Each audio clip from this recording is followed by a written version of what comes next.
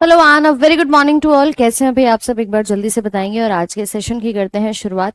I hope कि सभी को ऑडियो वीडियो यहाँ पर प्रॉपरली आ रहा है, क्लियर आ रहा है, सुनाई दे रहा है, दिखाई दे रहा है, सब कुछ ऑल गुड।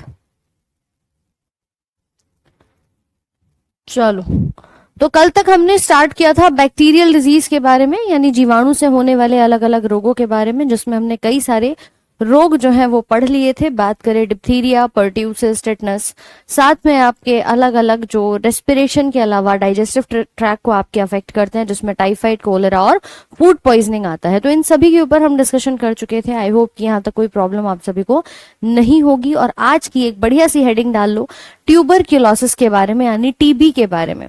सभी को ऑडियो क्लियर आ रही है, वीडियो क्लियर आ रही है? बहुत ही बेहतरीन। रिवीजन किया कि नहीं किया ये भी मुझे बता दो यहाँ पे, कि कल वाले सेशन का रिवीजन किया था आप लोगों ने? कोरोना है, अच्छा, कोरोना के बारे में भी पढ़ेंगे। कोरोना क्या है, कैसे क्या होता है। पहले अभी के लिए जो आपकी बीमारियों का सिलसिला चल रहा है उसको कंप्लीट कर लेते हैं। तो आज की हेडिंग डालेंगे ट्यूबरक्यूलोसिस, जिसको आप शॉर्ट में टीबी के नाम से भी यहाँ पर जानते हैं। कल तक हम टिटनस के बारे में पढ़ चुके थे कि टिटनस जो है वो किस प्रकार से आपको नजर आता है। ठीक है, आज बात करेंगे ट्यूबरक्यूलोसिस।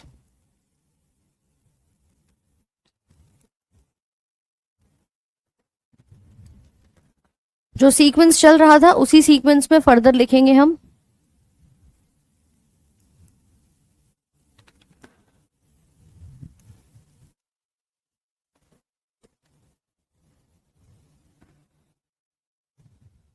चलो, कल कुछ ये लास्ट हमने बात की थी डीपीटी के बारे में, यानी डिप्थीरिया, पर्ट्यूसिस और टिटनस की ट्रिपल वैक्सीन के बारे में। ट्रिपल वैक्सीन में कोई इशू तो नहीं था, जिसमें हमने आपसे बात की थी कि ये तीन बीमारियों के लिए एक ही टीका लगाया जाता है, यानी एक ही वैक्सीन है जो कि तीन बीमारियों को कवर करती हुई चलती है। बचपन में इसको लगा दिया जाता है। तो ये डीपीटी तीन बीमारियों को कवर करती हुई आपकी हो जाएगी। पांचवी बीमारी टिटनस थी। 6th नंबर पे लिखेंगे ट्यूबरक्यूलोसिस,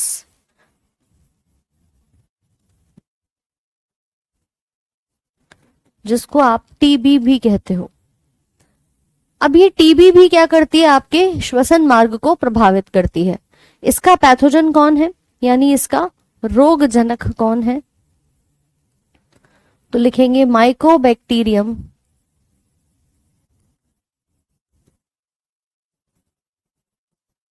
ट्यूबरक्यूलोसिस।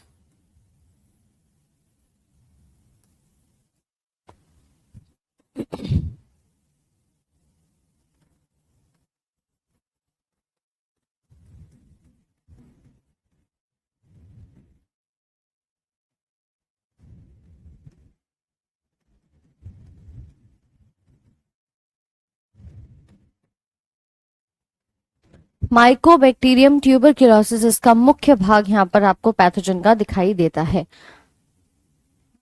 आज की क्लास का शेड्यूल ही नहीं दिया हुआ था। अच्छा, क्लास तो आपकी सेम टाइम होती है डेली, सुबह 9 बजे। शेड्यूल कोई अलग थोड़ी है।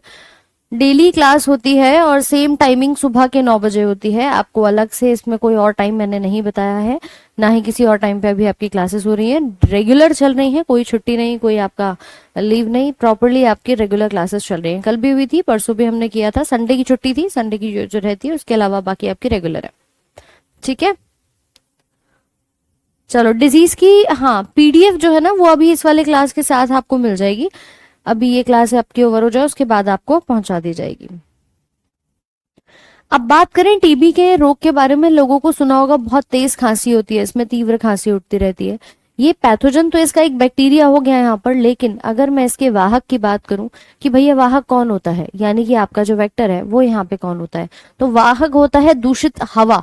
यानी आप डायरेक्टली हवा में अगर किसी के संपर्क में आ रहे हैं तो ये आसानी से टीबी फैल सकता है। क्वेश्चन ये भी पूछा गया है कि हवा के माध्यम से कौन सा रोग फैला जाता है। उसमें 4 ऑप्शन थे, एक में था आपका डेंगू, एक था घेंगा, एक था मलेरिया और चौथा था टीबी। तो आपके अकॉर्डिंग क्या आंसर होना चाहिए कि मैम डेंगू तो हवा से नहीं फैलता, मच्छर से फैलता है।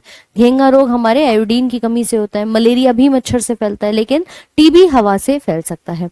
तो टीबी का जो वेक्टर है उसको लिखेंगे दूषित हवा, कंटैमिनेटेड एयर। एक समय पर ये महामारी के तौर पर फैला हुआ था, तब जैसे आपने देखा कोविड के बहुत सारे सेंटर्स बना दिए थे जब कोविड एक महामारी बन गया था, ऐसे ही जब टीबी एक महामारी बना हुआ था तब इसके इलाज के लिए नियर बाय इलाकों में हर एक क्षेत्र में DOTS करके इसका एक ट्रीटमेंट चलाया गया था डॉट्स के नाम से, जो हर जगह आसपास के इलाकों में आपके लिए अवेलेबल होगा। इसकी फुल फॉर्म क्या थी? DOTS की फुल फॉर्म होती है डायरेक्टली ऑब्जर्व्ड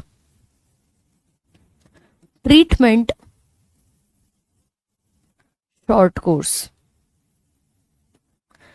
कि आसपास में आसानी से व्यक्ति को ट्रीटमेंट जो है वो मिल जाए। तो ये ट्रीटमेंट आपका इसका चलाया गया था, साथ में इसका एक टीका बनाया गया था। ठीक है, इसकी वैक्सीन भी बना दी गई थी बाद में, जिन वैज्ञानिक ने बनाई थी उन्हीं के नाम पर इसकी वैक्सीन का नाम दिया गया था। नाम है BCG वैक्सीन। BCG का फुल फॉर्म होता है बैसिलस कालमेट ग्यूरिन। इसको अच्छे से याद कर लेना, क्योंकि कई बार डायरेक्टली पूछता है कि भैया BCG में B की फुल फॉर्म क्या है, C की क्या है, G की क्या है, तो आप बता सकते हो। ठीक है, नोट करो इसको। GD के लिए पुराने वाले बैच से हो जाएगा क्या? हाँ, उससे भी कर सकते हो, बाकी ये आपका चल ही रहा है।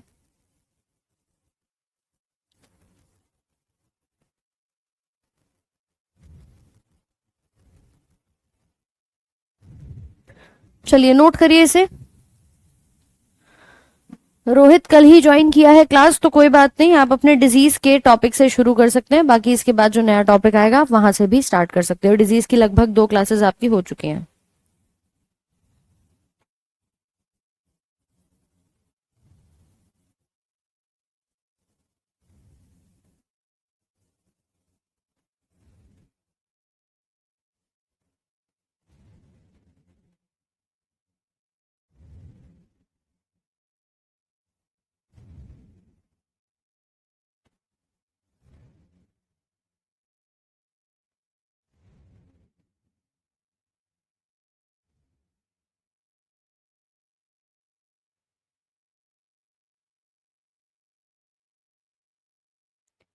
लिख लिया भाई सभी ने?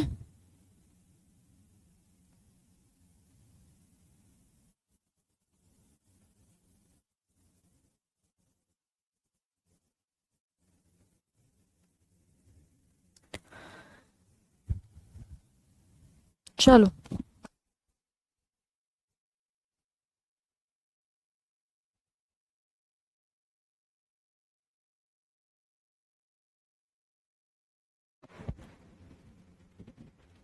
टीबी की महामारी कब हुई थी? टीबी की महामारी लगभग 1920 1919 और 18 के आसपास हुई थी, जिस समय पर आपके यूनाइटेड स्टेट्स में यूएस के अंदर ये एक पैंडेमिक के तौर पर फैला था और बहुत ही ज्यादा मात्रा में इसकी संख्या, जैसे अभी कोविड के पेशेंट्स की आपने देखी वैसे ही देखने को मिल रही थी। ठीक है, अब बात करेंगे कि ये किस प्रकार से कौन से भाग को प्रभावित करेगा। तो टीबी है सीधे सीधे लंग्स पर जाकर के अफेक्ट डालता है। लिख सकते हैं it affects the respiratory system.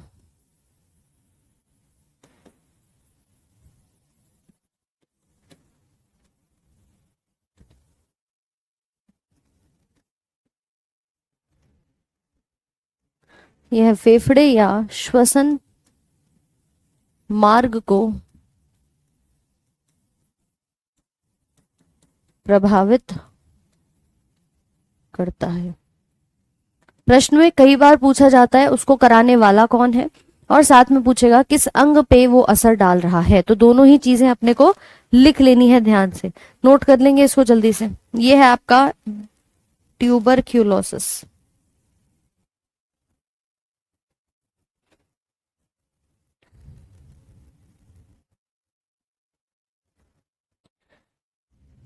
ये सब आपकी वीडियो बाद में रिकॉर्डिंग फॉर्मेट में मिल जाएगी, कोई इशू नहीं है। ठीक है, अब देखो यहां तक हमने जितनी भी बीमारियां पढ़ी हैं वो सब आपके रेस्पिरेटरी सिस्टम को प्रभाव डाल रही थी, रेस्पिरेशन आपके जो लंग्स हैं उन पर असर डाल रही थी। अब हम बैक्टीरिया से होने वाली उन बीमारियों के बारे में बात करेंगे जो आपके प्रजनन मार्ग को प्रभावित करती है, यानी रिप्रोडक्टिव ट्रैक पर असर डालती है। तो नेक्स्ट अपनी एक हेडिंग डालेंगे यहाँ पर, जैसे हमने पहले बात की थी। देखो पहला एक मेजर हेडिंग आपका आया था थ्रू डाइजेस्टिव सिस्टम। सबसे पहले हमने पाचन तंत्र से होने वाली बीमारियां पढ़ी थी कल। उसके बाद हमने बात करी कि श्वसन तंत्र से कौन कौन सी होंगी, थ्रू रेस्पिरेटरी सिस्टम। ऐसे ही पार्ट नंबर सी अब लिख लेना यहां पर, through reproductive system, through reproductive system, प्रजनन तंत्र को प्रभावित करने वाली ये सारी बीमारियां रिप्रोडक्टिव ट्रैक पर असर डालेंगी।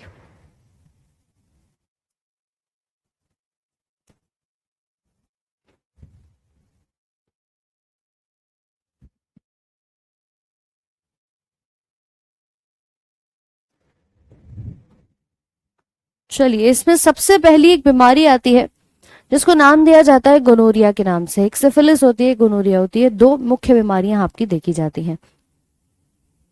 ये ह्यूमन टू ह्यूमन फैलता है। जी हाँ, हवा के माध्यम से टीबी के ड्रॉपलेट्स आसानी से फैल सकते हैं।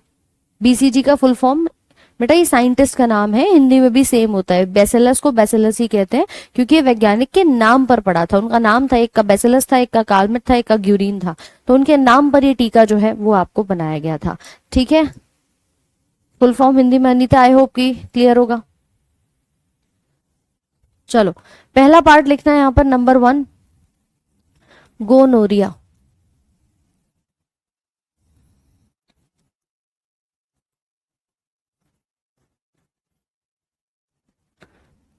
इसका पैथोजन है यानी रोगजनक है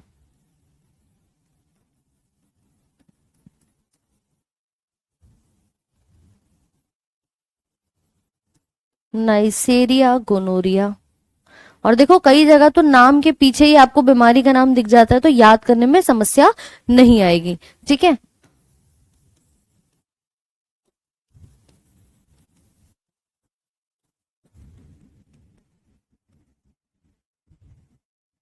और फैलता कैसे है यानी इसका वाहक कौन है,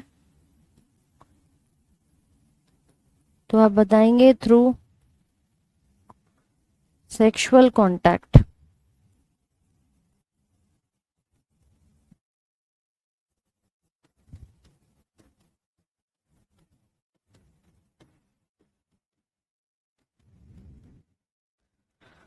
पहली बीमारी गोनोरिया की है, नोट करेंगे। ये आपकी फैलती है सेक्सुअल कांटेक्ट के माध्यम से, साथ में आपके प्रजनन मार्ग को यानी जेनाइटल ऑर्गन्स को मेल फीमेल में अफेक्ट करने का ये काम करती है। ठीक है, तो इसको नाम याद रखेंगे। हाँ साइमा परवीन, ये सब 12th का है।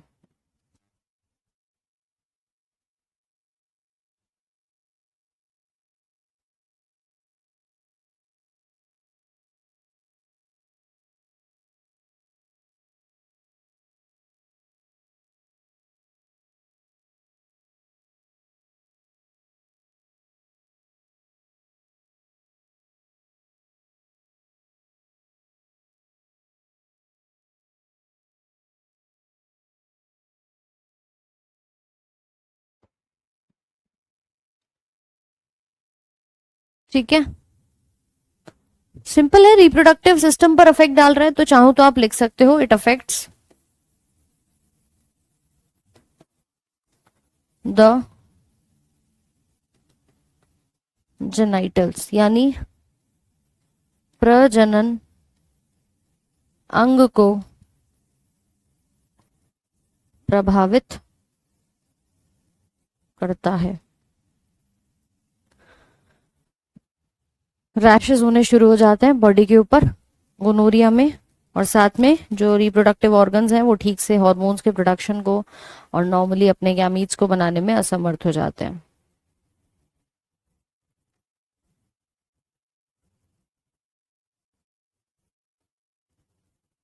ये इस चैप्टर की, हाँ जी बिल्कुल, आज कोशिश करेंगे कि आपका कंप्लीट हो जाए। ये लिख लिया सभी ने?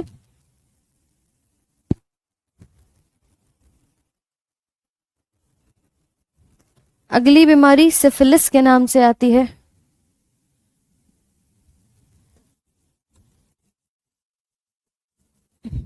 ठीक है, जैसे गोनोरिया में देखा, ऐसे ही सिफिलिस में पूरी बॉडी पर धीरे धीरे करके रैश होने शुरू हो जाते हैं। पहले एक छोटा सा दाना निकलेगा, फिर उसके बाद आपके जो दाने हैं वो बढ़ते चले जाते हैं, और फिर इंटरनल ऑर्गन्स को भी प्रभाव डालना ये शुरू कर देते हैं। तो दूसरा रोग आता है सिफिलिस के नाम से।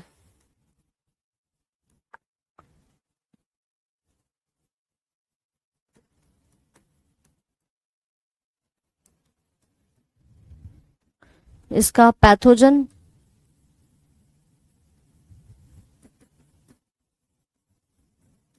ट्रिपोनीमा pallidum.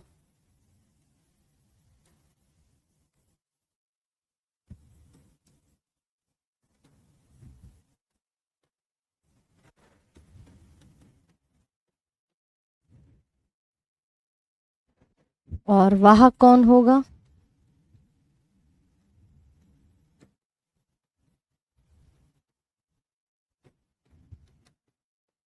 Through sexual contact.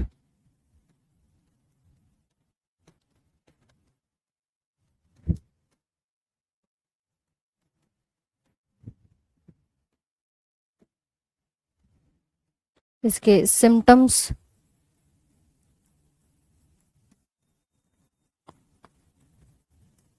Rashes on body and affects internal organs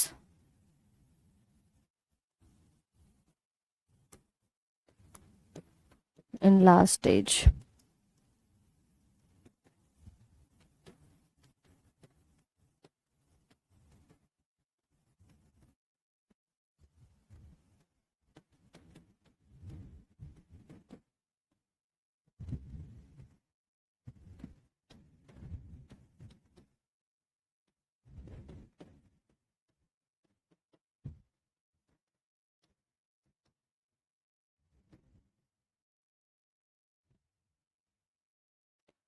note करो भाई, ये है सिफिलिस। मैम ये मैंने 12th में पढ़ा था, सब 12th से है क्या? हाँ देखो, कई बीमारियां ऐसी हैं जो आपके 12th की एनसीईआरटी में बायो में दी हुई हैं, है ना।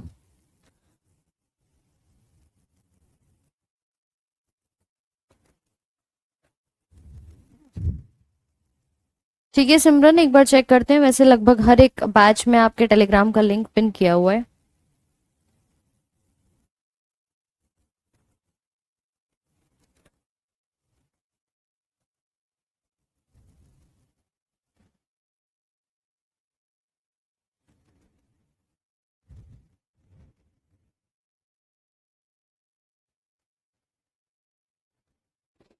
चलो लिख लिया सभी ने?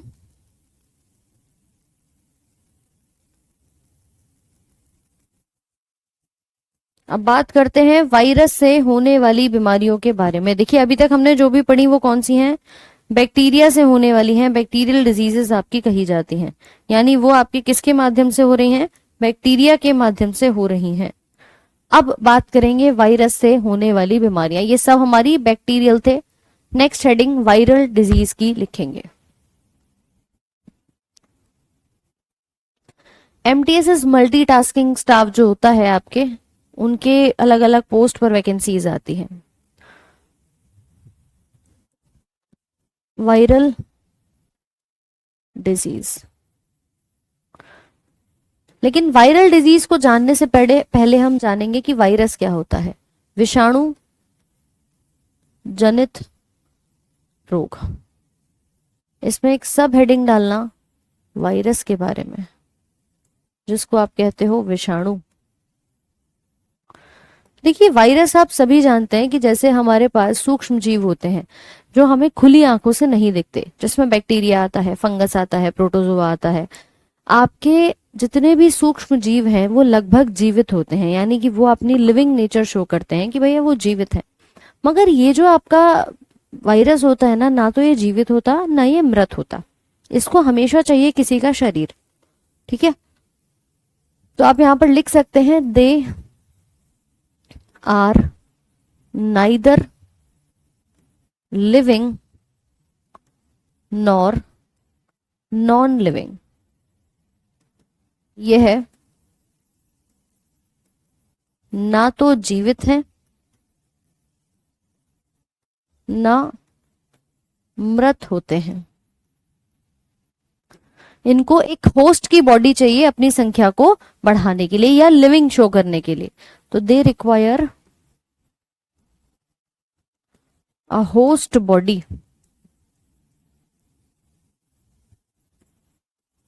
To show their living nature and to replicate.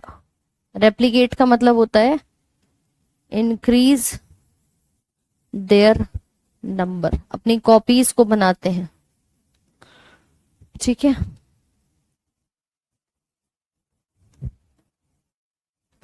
विषाणु को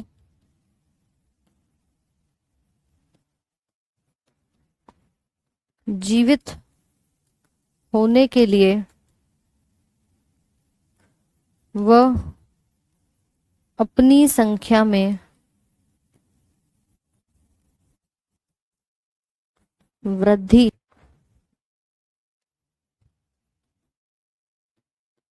के लिए एक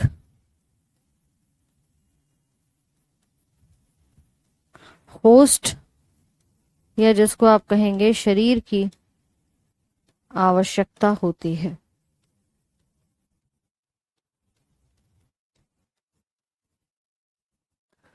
ठीक है, इनको चाहिए एक होस्ट बॉडी। हाँ छोटेलाल भारती, वर्गीकरण खत्म हो गया है।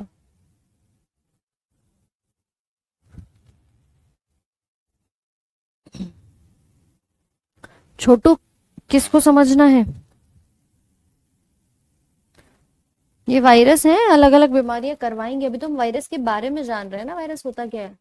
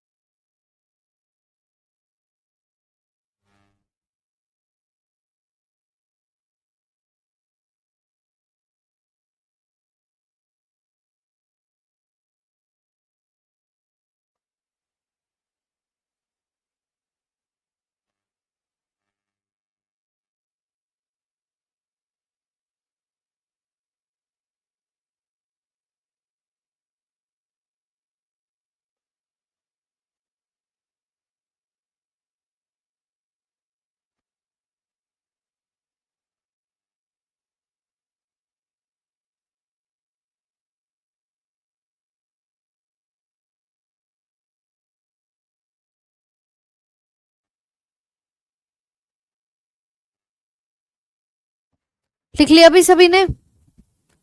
बताओ फटाफट से।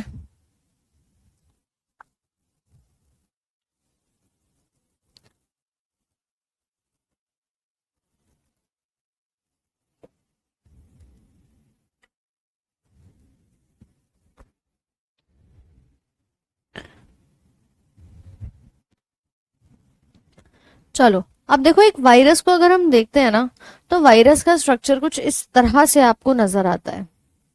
ये है एक्चुअली एक वायरस। कोई ऐसा आप में से नहीं होगा जिसने वायरस के बारे में ना सुना हो, क्योंकि कोरोना वायरस एक ऐसी महामारी आई थी जिसके अंदर आपने प्रॉपर अच्छे से समझा था कि ये वायरस काम कैसे करता है। नहीं भी समझा हो तो आज समझ लेना। ये वायरस सूक्ष्म जीव हैं, यानी सबसे छोटे से माइक्रोस्कोप की मदद से दिखने वाले आपको छोटे छोटे से ऑर्गेनिजम्स यानी जीवित जीव दिखाई देंगे, लेकिन ये पूर्ण रूप से जीवित नहीं होते। जब भी इनको जीवित होना होता है तो इन्हें किसी का शरीर चाहिए जिसके अंदर ये जाएंगे और जाकर के अपनी संख्या को बढ़ाएंगे और अपनी जीवित नेचर को यहाँ पे शो करते हैं। अब जैसे मान लो ये एक तुम्हारे पास वायरस है, ठीक है, ये किसी के शरीर में जाएगा तो जाकर के ना इसके चारों तरफ ये जो अलग अलग से आपको निकले हुए से स्ट्रक्चर दिखाई दे रहे हैं, ये होते हैं इनके प्रोटीन। जिस प्रोटीन की मदद से ये शरीर में जाता है और जाकर के चिपक जाता है, ये बॉडी में जाएगा और जाकर के क्या हो जाएगा, स्टिक हो जाएगा। तो ये इसके चारों तरफ जो बाहरी लेयर आप देख पा रहे हो, इसको कहते हैं स्पाइक प्रोटीन की। ये जो हिस्से आपको दिखाई दे रहे हैं ये इसके स्पाइक प्रोटीन होते हैं। और इसके अंदर क्या है, तो अंदर इसके आनुवांशिक पदार्थ होता है, यानी एक जेनेटिक मटेरियल होता है जो कि आपके सूचना आनुवांशिक सामग्री उसका वहन करता है। आपको भी पता है कि आनुवांशिक पदार्थ देखो या तो डीएनए होता है या आरएनए होता है, दोनों किसी के भी अंदर नहीं मिलते, या तो डीएनए होगा या आरएनए होगा, दोनों नहीं होंगे, ध्यान रखना। साथ में प्रोटीन है, मतलब इसके पास एक तो मान लो डीएनए है या आरएनए है और साथ में प्रोटीन है, तो ये दो चीजों से मिलकर के आपका बना हुआ होता है। या तो इसका आंतरिक पदार्थ, जैसे आप ये देखेंगे यहाँ पे, ये अंदर की तरफ क्या है, या तो ये डीएनए हो सकता है या आरएनए हो सकता है, और चारों तरफ क्या निकला हुआ है, चारों तरफ इसके प्रोटीन्स निकले हुए हैं, इनको स्पाइक प्रोटीन के नाम से हम जानते हैं। ठीक है, तो इस प्रकार का आपका स्ट्रक्चर एक वायरस का नजर आता है। जब भी ये किसी के शरीर पर असर डालता है तो ये वाले प्रोटीन्स जाकर के बॉडी पे चिपकने का काम करेंगे, और जैसे ही ये चिपक जाएंगे इसके अंदर का ये भाग, क्योंकि यही तो है जो बीमारी कराएगा, ये जाकर के बॉडी के अंदर ट्रांसमिट हो जाता है। देखो कुछ इस प्रकार से, जैसे ये मेरे पास आया है यहाँ पे, ये देख सकते हो पूरा वायरस है, चारों तरफ इसके प्रोटीन है, ये प्रोटीन आकर के चिपका किसी भी होस्ट की मेम्ब्रेन से, और उसके बाद ये वाला जो इसका अंदर का भाग है ये निकल कर नीचे चला जाएगा, बाकी ऊपर का सेल ऊपर ही रह जाता है। यानी देखो ऊपर का सेल ऊपर, केवल आनुवांशिक पदार्थ जो है वो अंदर बॉडी के अंदर जाने का काम कर रहा है, फिर वो अपनी क्रियाओं को करता है। छोटू कह रहे हैं होस्ट क्या होता है। होस्ट मतलब एक ऐसा शरीर जिसमें जाकर ये काम करे। वो आपका शरीर भी हो सकता है, वो कोई जानवर भी हो सकता है, वो कोई ऐसा लिविंग बॉडी होती है जहां पर जाकर ये अपनी संख्या में वृद्धि कर सकता है। बोलिए बात समझ में आई कि नहीं आई? ठीक है गोपी, तो इसे कहते हैं आपका पूरा का पूरा एक वायरस। ये है आपका वायरस। ठीक है भाई, तो ये आप यहां पर लिख सकते हो अगला एक लाइन, दे कंटेन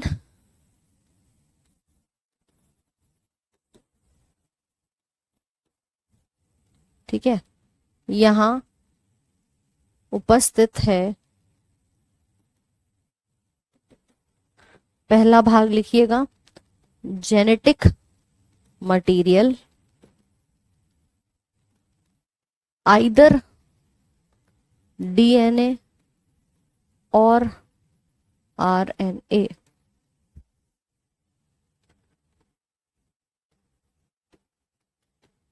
आनुवांशिक पदार्थ या तो डीएनए या आरएनए, साथ में आउटर प्रोटीन कोट, बाहरी प्रोटीन की परत। ठीक है, और एक इसमें निकले होते हैं आपके स्पाइक प्रोटीन्स। समझ आया भाई सभी को कि नहीं? चाहो तो इसका एक रफ डायग्राम बना लेना। ये इसकी एक सरफेस है जिसमें अंदर की तरफ ये पूरा आपका डीएनए आरएनए है, और इसकी सरफेस पर निकले हुए हैं कुछ कुछ ये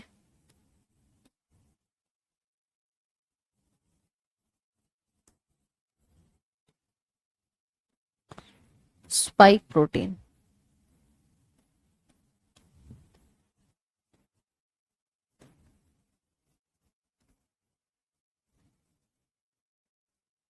ठीक है, तो ये हो जाएगा आपका पूरा पूरा वायरस।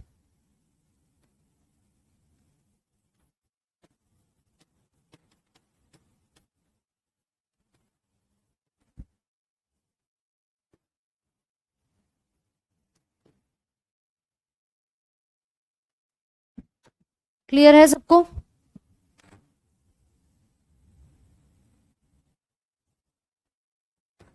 डीएनए का फुल फॉर्म जिसको नहीं पता है लिख लेना, डीएनए मतलब डीऑक्सी राइबो न्यूक्लिक एसिड।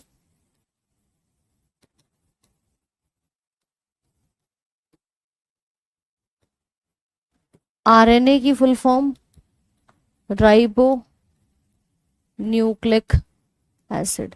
ये वो पदार्थ होते हैं जो कि हम कहते हैं ना हमारी बॉडी में माता पिता से कुछ गुण आते हैं। आपने कहा भाई मेरी हाइट मम्मी जैसी है या मेरी शक्ल पापा जैसी है, जो भी फीचर्स आपके अंदर आपके माता पिता से आते हैं वो इन्हीं डीएनए और आरएनए के फॉर्म में आते हैं, इन्हीं के रूप में यहाँ पर आते हैं। ठीक है अंकुल कुमार, ये डिजीज में ही लिखना है। जी हाँ, ये सब हम बीमारियों के अंदर ही बात कर रहे हैं, वायरस से होने वाली बीमारियां, वायरस के बारे में हम यहाँ पर बात कर रहे हैं। ठीक है, तो ये आपका एक छोटा सा भाग यहाँ पर नजर आएगा। इसी के साथ एक लाइन और लिख लेना कि वायरस जो होते हैं ये बैक्टीरिया से छोटे होते हैं। Virus are smaller than bacteria. यह जीवाणु से छोटे होते हैं। आकार में देखोगे तो बैक्टीरिया से छोटे नजर आएंगे।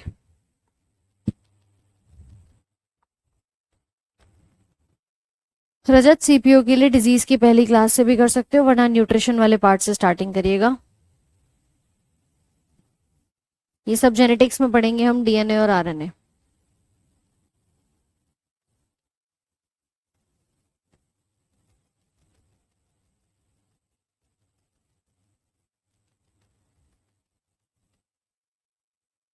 लगभग 20 से 300 नैनोमीटर्स होता है, चाहो तो लिख लो। ठीक है, वायरस का साइज चाहो तो लिख सकते हो 20 से लेकर 300 नैनोमीटर्स तक, लगभग इतना वैरी करते हैं। छोटे भी होते हैं, बड़े भी होते हैं, हर प्रकार के वायरस आपको नजर आएंगे।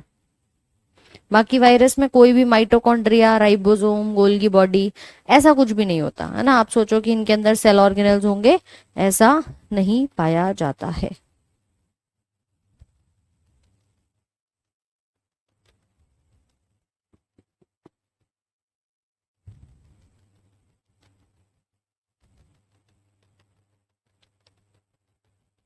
लिख लिया है सभी ने?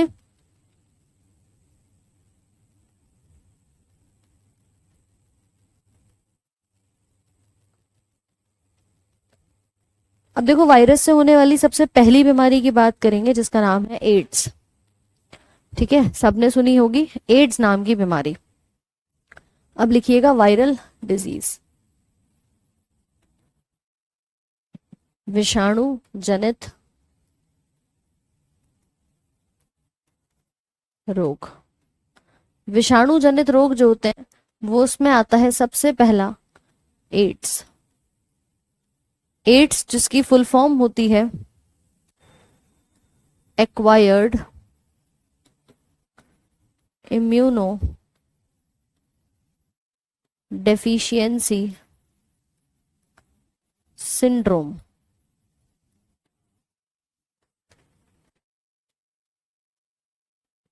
और इसका पैथोजन यानी रोग जनक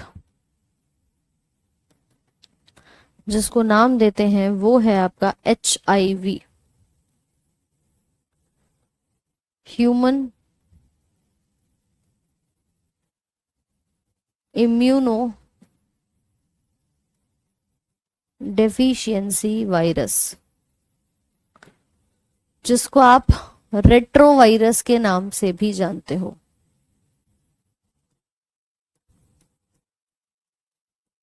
रेट्रो विषाणु हिंदी इंग्लिश दोनों में समान है, HIV और एड्स की फुल फॉर्म जो है। ठीक है, साइज है 20 से 300 नैनोमीटर तक, 20 से 300 नैनोमीटर्स। वायरस का जो साइज लिखा था वो ये लिखा था। ठीक है, तो भाई देखो HIV का ये जो वायरस होता है लगभग एक वायरस है जो कि यौन संपर्क के माध्यम से, किसी के फिजिकल कांटेक्ट के माध्यम से, या मान लीजिए किसी व्यक्ति जिसको एड्स है उसके ब्लड को आपने अपने अंदर ट्रांसफ्यूज कराया है, मतलब उसका ब्लड आपने ट्रांसफर कराया है, या उसके द्वारा इस्तेमाल की हुई कोई सिरिंज, निडल, इंजेक्शंस उनको आपने यूज किया है। मतलब ये डायरेक्ट जो है ना वो आपके कांटेक्ट से यहाँ पर फैलता हुआ नजर आता है, जिसमें कि ब्लड ट्रांसफर करने पर या आपके सिरिंजेस के यूज पर, इन सभी पर ये फैलता हुआ दिखाई देता है। एड्स नाम की बीमारी बहुत घातक होती है। इसके नाम में ही देखो क्या आ रहा है एड्स मतलब एक्वायर्ड इम्यूनो डेफिशिएंसी, आपने एक्वायर किया है जीवन काल में, बचपन से नहीं आई है ये आपने अपने जीवन अवधि में एक्वायर करी है।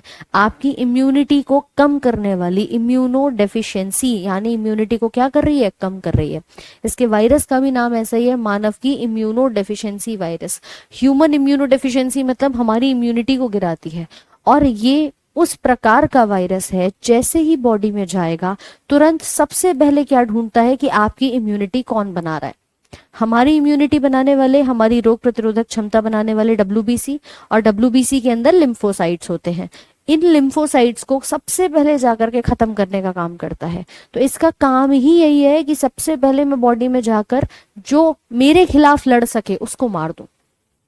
चोर डकैत आकर यही तो करते हैं कि आकर के सबसे पहले कोई हमला ना कर दे, पहले उसको खत्म किया जाए। सेम चीज ये करता है, और जब आपकी इम्यूनिटी खत्म हो जाएगी फिर ये धीरे धीरे करके फैलना शुरू करेगा। इंसान वक्त के साथ कमजोर होता चला जाता है, उसके अंदर बिल्कुल भी क्षमता यहाँ पर इम्यूनिटी के तौर पे नहीं बचती है। और इसी के साथ जब भी ये एड्स का वायरस बॉडी में आता है, कभी हो सकता है कि 10 दिन में पता चल जाए, कभी हो सकता है 10 महीने लग जाएं, कभी हो सकता है 10 साल भी लग जाएं। इसका इंक्यूबेशन पीरियड जो होता है वो वेरी करता है, हर महीने हर साल अलग अलग हर किसी की बॉडी में देखने को मिल जाता है। ठीक है भाई, क्लियर है। दोनों नाम ध्यान रखना, रेट्रोवायरस भी देता है और HIV भी यहाँ पर देता है। ये इसका रोगजनक है। वाहक की बात करोगे यानी वेक्टर की, तो वो आप लिख सकते हैं through sexual contact infected needles, ये लिखना, use of infected needles and blood transfusion.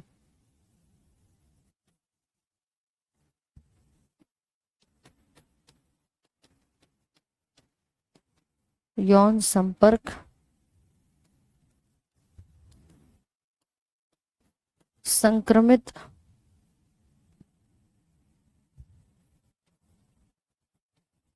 सुई व रक्तदान के द्वारा, ये इसका वाहक कहा जाता है।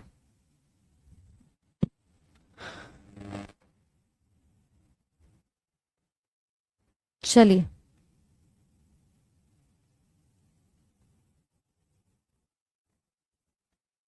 नाम में ही है रोग प्रतिरोधक क्षमता को कम करने वाला। ठीक है भाई, इसकी जांच के लिए अलग अलग टेस्ट जो है वो आपके कराए जाते हैं। पहली बार मिला था 1981 USA के अंदर। नोट करो यहां तक सबसे पहले।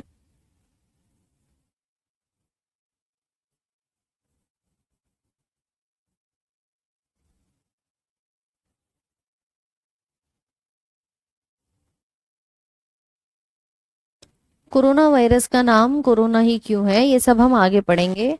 मेडिकल की किताबों में आप अगर देखेंगे तो नॉर्मल किसी व्यक्ति को कोल्ड भी हुआ है, जैसे कॉमन कोल्ड कहते हो, जो आपके मौसम बदलने पे आपको सर्दी जुकाम हो जाता है, उसको भी कोरोना लिखा हुआ है, उसके वायरस को भी कोरोना वायरस लिखा हुआ है। सो इसको मैं डिटेल में आपको बताऊंगी वजह क्या है। पहले एड्स समझ लो। ठीक है, बाय बर्थ नहीं होता, बच्चा पैदा हुआ उसके साथ हो गया, जन्म के बाद आप अपने जीवन अवधि में ये एक्वायर कर पाते हैं। किसके माध्यम से, तो ये इसके वाहक हैं, इन्हीं के द्वारा ये फैल सकता है, वरना नहीं फैलेगा। ठीक है नीतीश कुमार, चलिए लिखना इसी के अंदर, फर्स्ट आइसोलेटेड बाय रॉबर्ट गैलो इन 1981 USA। सर्वप्रथम 1981 में रॉबर्ट गैलो द्वारा HIV की खोज हुई थी। तो सबसे पहली बार कहाँ आया था, USA में आया था। किसके द्वारा आया, रॉबर्ट गैलो के द्वारा आया, और ये आपको 1981 में 81 में आपको यहाँ पर ये मिला था। अब बात करें भारत में, तो देखिए इंडिया में इसका पहला केस चेन्नई में आया था। ठीक है, लगभग 5 से 6 साल बाद। In India first case was in 1986 in Chennai.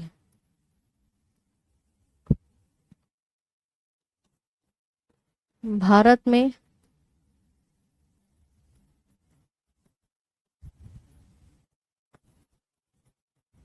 Chennai में आया था।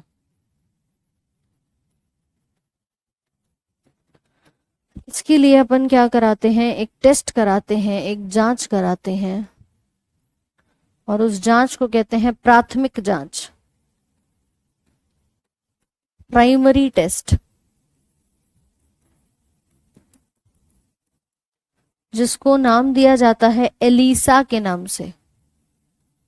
कई बार पूछ चुका है इसकी फुल फॉर्म, ध्यान रख लेना। एलिसा मतलब एंजाइम लिंक्ड इम्यूनो सॉर्बेंट, ऐसे। ठीक है। और उसके बाद इसकी कंफर्मेटरी टेस्ट होता है, कंफर्म कराने के लिए।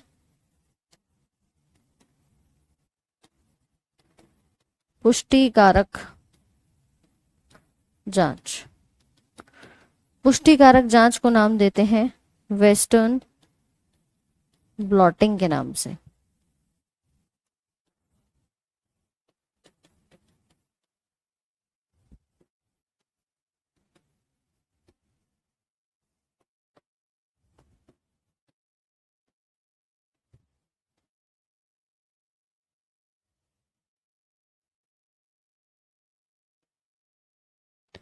लिखिए भाई, 2 टेस्ट होते हैं इसके।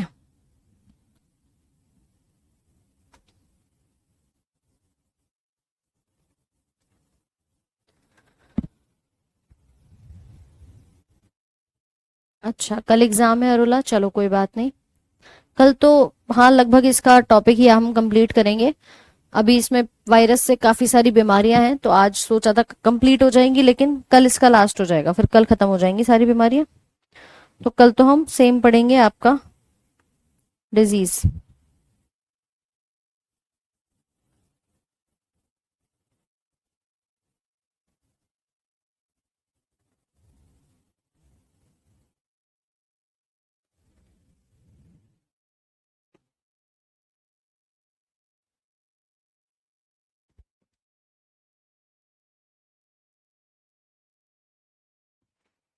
ठीक है, इसे कहते हैं आपका HIV का वायरस।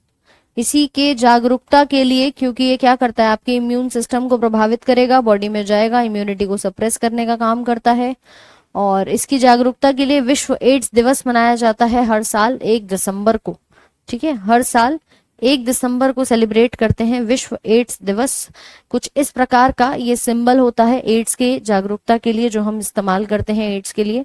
ये सिंबल है रेड क्रॉस, आपका वर्ल्ड एड्स डे 1 दिसंबर को यहाँ पे मनाया जाता है। ठीक है भाई, ये टेस्ट है इसका एलिसा, इसमें अलीशा मत याद रखना, एलिसा है। और लास्ट में जो ऐसे आ रहा है ना, ये ऐसे में बचपन से पढ़ते आए हैं, ESSAY, वो वाला ऐसे नहीं है, ए वाला स्पेलिंग आती है इसके अंदर। तो इसकी स्पेलिंग जो है वो आपकी अलग हो जाएगी। तो चलिए जरा इसके बारे में और लिख लेते हैं। वर्ल्ड एड्स डे 1 दिसंबर। ठीक है, विश्व एड्स दिवस।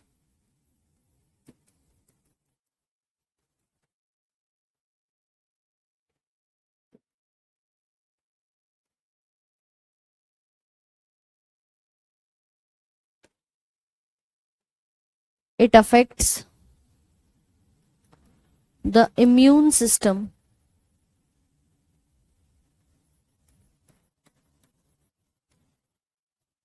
of body।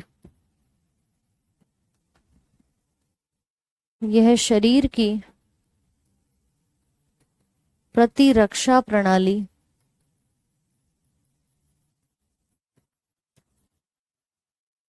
को कमजोर करता है।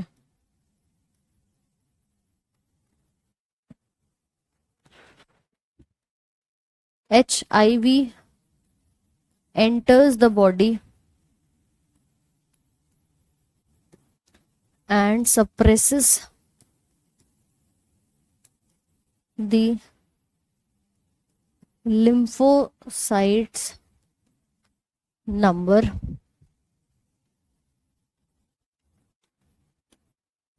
ठीक है, T lymphocytes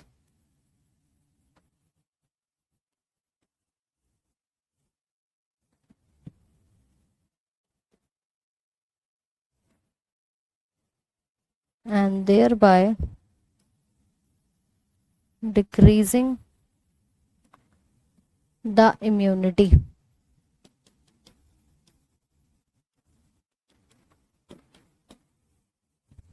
HIV शरीर में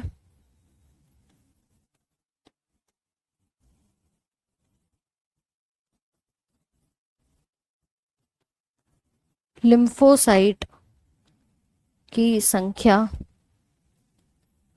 ब्रैकेट में लिखिएगा T4 लिम्फोसाइट को घटाता है,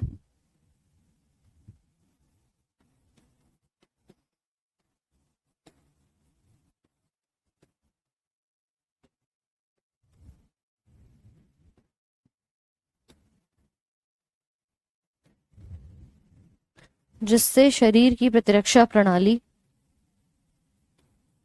कमजोर होती है। नोट करो भाई, डायरेक्ट कांटेक्ट से नहीं, फिजिकल कांटेक्ट से। जब तक फिजिकल कांटेक्ट नहीं होगा इंजेक्शन के माध्यम से या आपके सिरिंजेस के माध्यम से ब्लड ट्रांसफर हो गया, तब ये आता है। पेरेंट्स को है, बच्चे में आ सकता है कि नहीं, it is only in the case of pregnancy, कि अगर किसी प्रेग्नेंट मदर को एड्स है तो वो उसके बच्चे के अंदर ब्लड के ट्रांसफर के कारण आ सकता है।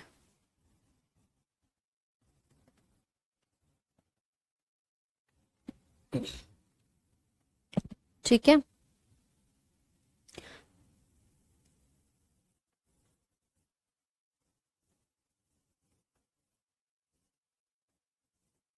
नोट कर लिया सभी ने?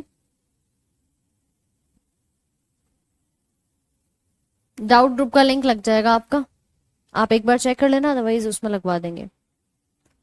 तो इसके बारे में ये है कहानी। अभी इसकी साइकिल को भी थोड़ा सा जानेंगे कि कैसे आरएनए से डीएनए बनाता है, ठीक है, उसके ऊपर बात करेंगे आपके कल वाले सेशन में। और कल में जितनी बाकी की वायरस से होने वाली आपकी 7-8 बीमारियां हैं उनको लिख करके कंप्लीट कर लेंगे। ठीक है भाई,